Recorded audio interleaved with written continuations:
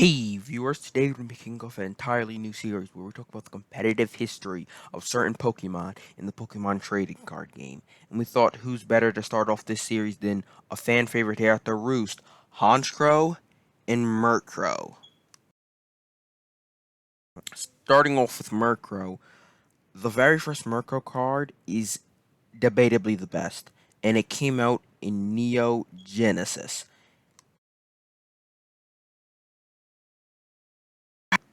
Neo Genesis brought a lot of cool things to the Pokemon trading card game, from baby Pokemon to Pokemon tool cards to metal Pokemon, and debatably the coolest of all, Murkrow and Darkness Pokemon.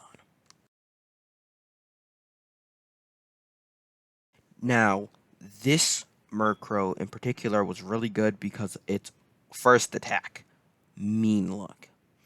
And Mean Look said for one Darkness energy, the defending Pokemon can't retreat as long as Murkrow remains your active Pokemon. And this did a lot of things, and mostly it trapped Pokemon. Well, the only thing it really did was trap Pokemon active. It was played with Sneasel for the attacker, and as well as with Slowking. The Slowking ability made your opponent flip a coin to play a trainer card, and if tails, they'd have to shuffle it back into their deck. Now, this means they couldn't easily play trainer cards, which in and of itself is a really powerful ability.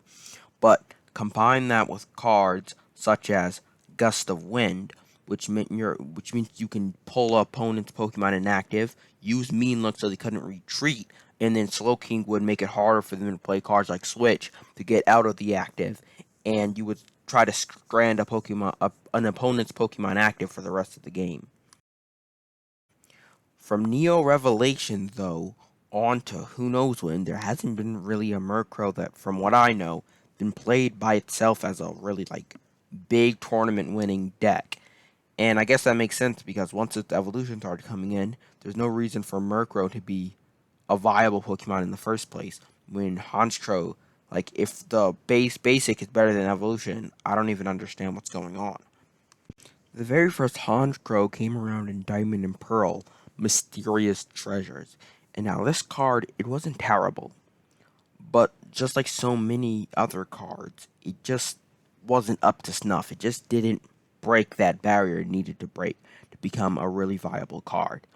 And the whole catch of this was its ability Dark Genes, which allowed Murkrow to use its attacks as long as it has enough energy to use its attacks itself. And this really meant you can get more uses out of the attacks using Murkrows who can just attack for you, and you can keep this Honchkrow safe, and you get more energy out of the energy you've attached. But this didn't exactly help. The first really good Honchkrow that we ever got was from Platinum. And now this Honchkrow, it was really good because it helped people set up their SP decks. And as I was reading, it's regarded by some people as the best common to ever exist for its time.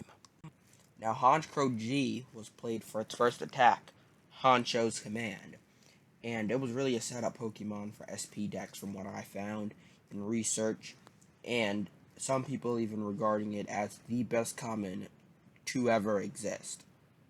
Well, at least at the time. I don't know if that still holds true at this point. But Honcho's Command, 0 energy, search your deck for up to 2 cards in any combination of Stadium cards or Trainer cards that has Team Galactic's invention in its name. Reveal them, then put them in your hand, and shuffle your deck afterwards. Well, this just let you set up, really. It let you set up cards, SP decks, cards, any deck that wanted to play Team Galactic and Invention cards, this helped them set up. And that what makes it so good. It was a common, easy to get, 0 energy to do so. Such a deck for 2 cards, that seems pretty great to me. And let me just say it was. The next Honcho we got was from Unbroken Bonds. And this Honchkrow, when it came out, it really was like a deck that seemed like it was going to get really big. And I don't see much of it anymore. And that's Honchkrow GX. And Honchkrow GX was all the rage because of its ability, Ruler of the Night. So what the Ruler of the Night said, as long as this Pokemon is your active Pokemon, your opponent can't play Pokemon Tool, Special Energy, or Stadium cards from hand. That's just straight up amazing. You're locking your opponent out of 3 card types. Now, special energy, it's not really going to be in every deck, but being the fact that it's in this ability, what's really makes it great, because there's a lot of special energy that are really widely played. And even at the time that this Pokemon was first released, there was a lot of special energy that was widely played. And stopping Pokemon tools, that's also a widely played thing. A lot of people play tools. Stadium cards, don't even get me started. Almost everybody has a stadium card in their deck, either to counter your stadium or just to have their own stadium to help gain advantages. This card was really good and was the center of a couple decks. Now the next Honchkrow we got was from Unified Minds. And no, this was the latest Honchkrow we've ever had. I don't think it was the next after GX, but it definitely is the latest we've had so far. And it's not good. I wouldn't say it's good. I wouldn't really play it.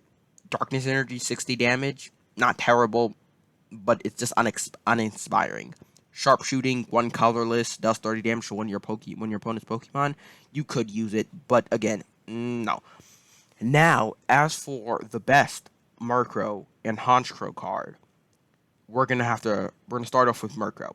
So the best Murkrow card, ever to be released up until 2020 February, whenever this video comes out, it is easily the one from Neo Genesis. Easily. You really can't debate this. If you ask somebody the best Murkrow card, they'll probably say this one from Neo Genesis. But of course, I'd like to know what you guys think in the comment section below. So go down there and tell me about it. Okay, the best Murkrow card, in my opinion, is Murkrow GX from Unbroken Bonds. And the reason I put this over the Murkrow G from Platinum is because, in my opinion, if you're making your own deck or you're helping deck, I feel like making your own deck makes you a better card. But I don't know. Let me know about all this thing in the comment section below. Like this video if you really did enjoy this content. Subscribe if you want to see us grow and bring out more content like this, because we're hoping to make this thing into a series where at least once a week, at most once a week, we talk about a different Pokemon trading card.